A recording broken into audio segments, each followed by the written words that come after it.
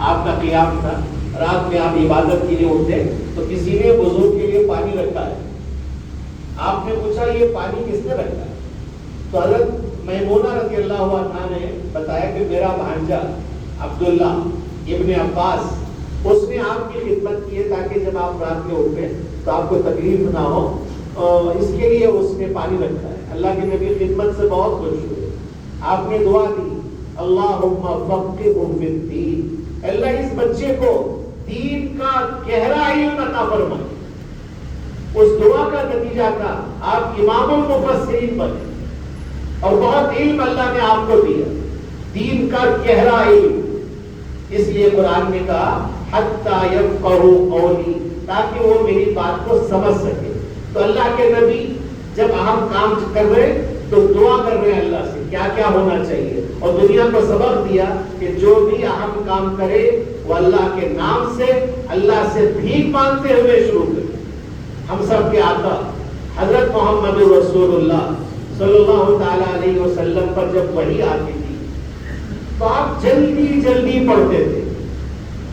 کیوں جلدی پڑھتے تھے؟ تین چیزیں آپ کے پاس تھی. ایک چیز یہ تھی کہ یہ میں جلدی سے یاد کر لوں اور کوئی چیز چھوٹ نہ جائے،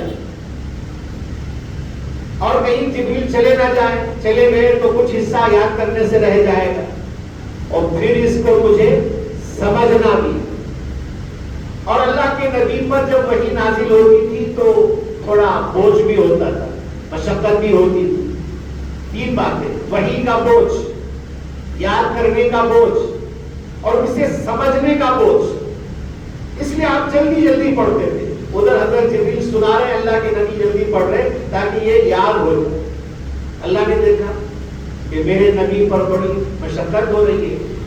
اللہ نے فرمایا کہ لا تعجل بالقرآن من قبل ان یقضى الیک وحی، آپ پر جو وحی آ رہی ہے میرے نبی اس کے نزول کے ختم ہونے سے پہلے آپ یاد کرنے میں جلدی مت کیجیے. ایک اور سورت میں اللہ نے فرمایا لا تحرک به لسانک لتعجل به، آپ اپنی زبان کو حرکت مت دیجیے اسے جلدی حاصل کر لینے کے لیے، کیونکہ ان علینا جمعہ وقرآن، ہماری ذمہ داری ہے آپ کے سینے گھر میں قرآن کو جمع کرنا، پھر آپ سے پڑھانا.